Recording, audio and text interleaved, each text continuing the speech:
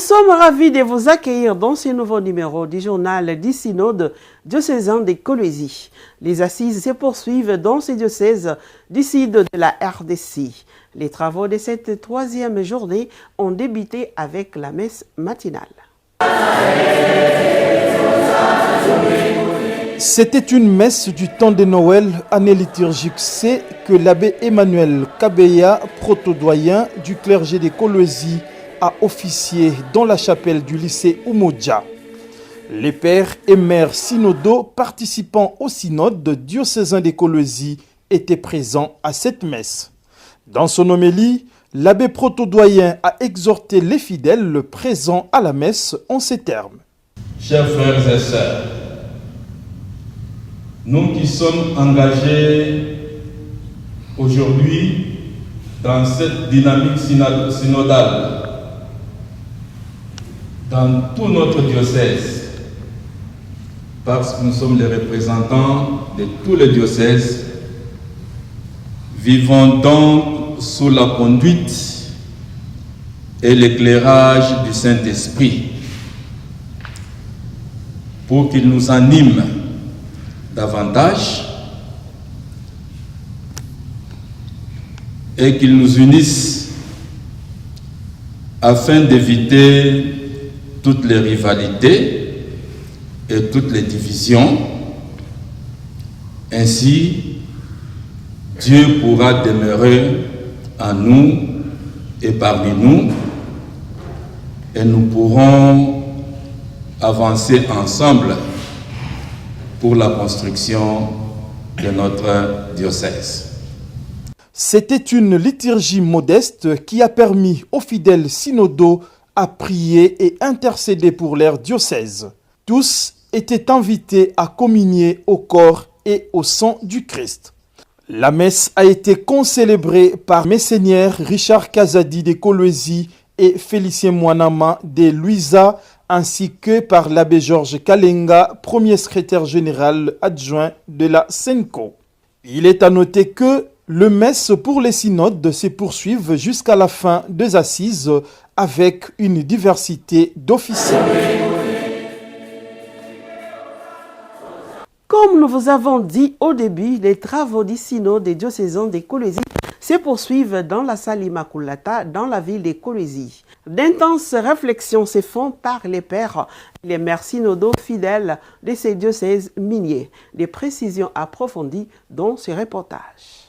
Dans ce beau cadre de la salle Immaculata dans la ville des Coloésies, se poursuivent les travaux du synode diocésain convoqué par Monseigneur Richard Kazadi Nkamba, ordinaire de ces diocèses. Des exposés et thèmes sont présentés par différents responsables des divers domaines pastoraux. L'abbé Ketz est le rapporteur général du synode. Aujourd'hui encore, il s'est agi de donner les états des lieux. Par exemple, l'état des lieux des écoles conventionnées catholiques ou des écoles catholiques tout court. L'état des lieux de la synodalité pastorale de la dévotion populaire.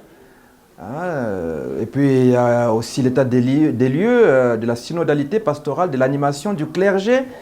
Et donc tout ça, tous ces états des lieux-là, c'est un diagnostic. Et cela va se poursuivre jusqu'à demain. Retenons aussi par exemple ce qui a pris beaucoup de temps, c'est l'état des lieux de la synodalité des religieux et religieuses dans la pastorale d'ensemble. Voilà, donc tout ça sont des états des lieux, l'existant.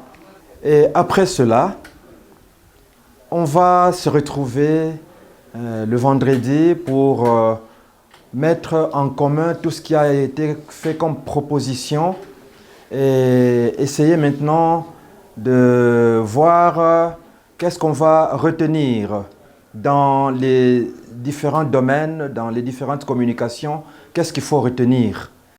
Voyant la manière dont les exposés se font, Monseigneur Richard Kazadi Nkamba est très convaincu que des nouvelles orientations pastorales qui découleront de ces assises aideront les diocèses. Les orientations qui sortiront de cette assemblée puissent aider l'Église de demain à répondre à sa vocation. Nous sommes dans une première session synodale. D'abord, il n'y aura même pas de vote. On ne va rien voter.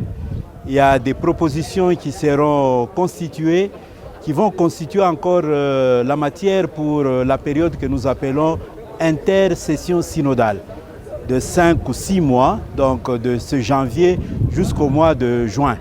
Ce n'est qu'au mois de juin qu'il y aura des propositions qui seront votées par l'Assemblée et ces propositions seront remises à l'ordinaire de lieu pour les couler dans ce que nous appelons la loi synodale, que je vais promulguer le 5 octobre 2025 lors de notre deuxième pèlerinage marial diocésain à Kanzenzé, le lieu du début de l'évangélisation de notre diocèse. Les travaux de ces premiers synodes diocésains d'écologie continuent jusqu'à la fin de la semaine. La seconde phase est prévue au mois de juin de cette année 2025. Parlons cette fois-ci de la présence des experts dans ces synodes. Les canonistes et biblistes font sentir leur présence aux assises. Monseigneur Félicien Mwanama, évêque de Luisa, et M. l'abbé Georges Kalinga, premier secrétaire général adjoint de la SENCO, sont parmi ces experts. Le synode est une assemblée ecclésiale. Dans ce synode, vous avez vu qu'il y a des évêques, il y a des prêtres, il y a des religieux, religieuses, il y a des laïcs, il y a même des invités d'autres communautés religieuses. Analogiquement à ce qui se fait au niveau universel, dans ces réunions, l'évêque a besoin de l'expertise. Pourquoi a-t-il besoin de théologiens? A-t-il besoin de biblistes? Pourquoi a-t-il besoin de moralistes? Puisque des interventions, nous faisons un état des lieux maintenant. Mais on aura besoin de l'éclairage biblique, qu'on sache ce que dit la Bible, l'interprétation de la Bible, qui peut nous aider dans la manière de tracer ce parcours. Pourquoi y a-t-il des canonistes? Les canonistes, ils connaissent la loi et le synode est un lieu par excellence où l'évêque peut exercer son pouvoir législatif, c'est-à-dire donner des lois, des normes pour toute son Église. Alors il a besoin d'un canoniste pour lui rappeler qu'il existe par exemple des lois universelles auxquelles il ne peut pas déroger, ou bien dans la formulation de lois synodales ou des normes synodales, on ne peut pas aller contre les dispositions du droit universel. Voilà pourquoi ils interviennent dans la salle, ils sont une aide pour toute l'Assemblée. Il y a des propositions que nous pouvons faire, mais sans une information suffisante pour nous rappeler la doctrine de l'Église ou les normes universelles de l'Église. C'est vrai que c'est un événement ecclésial, celui d'un synode. C'est l'évêque qui convoque le synode, même si c'est un synode particulier à une seule église, à l'église qui est le diocèse d'écologie, mais c'est un événement qui doit être vécu, célébré en communion avec l'église universelle. Et il y a des points qui sont les lieux justement de cette communion avec l'église universelle. Il y a la parole de Dieu, il y a le catéchisme, il y a le droit canon qui est au fait le droit de l'Église. C'est pour veiller justement à la fidélité de ce qui est proposé dans le synode, ce qui est proposé à l'évêque, que ça soit conforme justement à la parole de Dieu, d'où la présence des experts en écriture sainte, exégètes ou théologiens de la Bible, que ce soit conforme à la doctrine de l'Église, d'où la présence des experts théologiens, que ce soit conforme au droit universel de l'Église, parce que jamais le droit particulier ne doit aller à l'encontre de ce qui est prescrit dans le droit commun. Donc, en bref, c'est la nécessité que ce qui est proposé reste conforme. Les synodes d'écologie rassemblent également d'autres confessions religieuses qui opèrent dans la province administrative des Lualaba. Pourquoi leur présence dans une rencontre catholique? Monseigneur Richard Kamba Kazadi répond à cette question. La constitution d'une assemblée synodale, pour ce qui concerne du niveau diocésain, prévoit aussi la possibilité pour un évêque d'inviter des observateurs. Nous les appelons observateurs. Ces frères avec qui nous cheminons écuméniquement ont la possibilité aussi de prendre part à une assemblée synodale comme celle que nous sommes en train de vivre, de célébrer. Et si vous voyez même au niveau de Rome, le pape a eu aussi à ouvrir la porte à nos frères avec qui nous cheminons écuméniquement. Donc ce n'est pas une entorse quant à la constitution d'une assemblée synodale diocésaine. De leur côté, un représentant des confessions donne son avis. C'est Monseigneur évêque Matandroge Ézéchiel.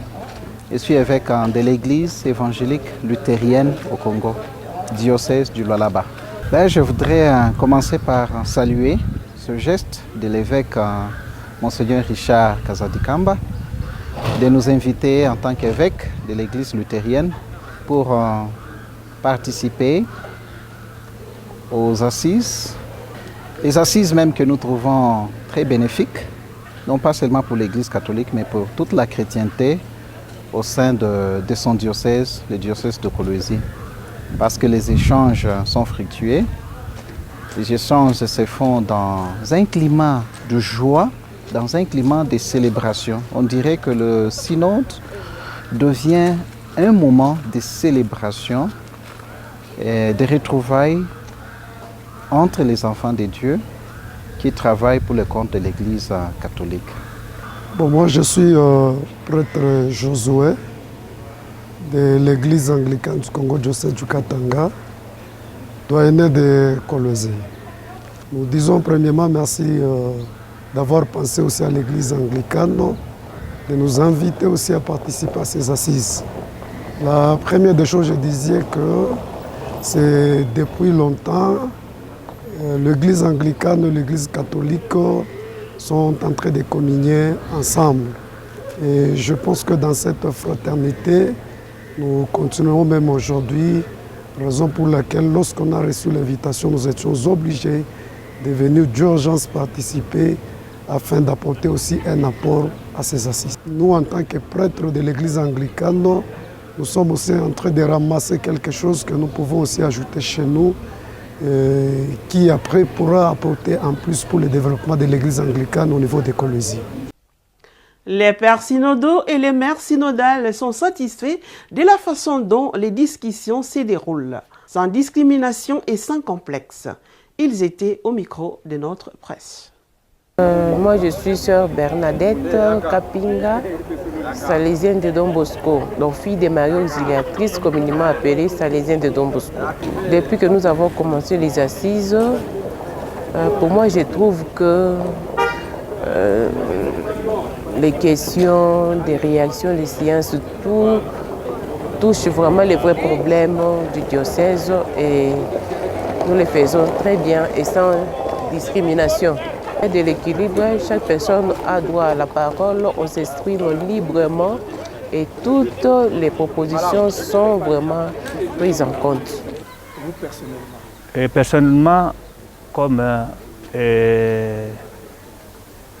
ma spécialité liturgique, et à des questions de liturgie, je pourrais apporter une petite pierre dans cet édifice que le Christ nous donne.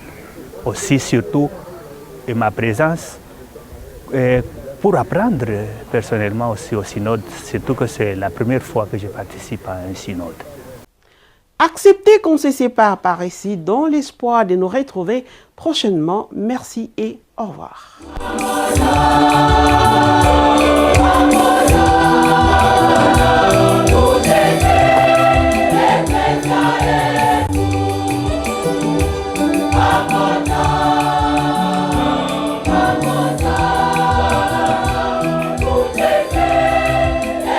Yeah.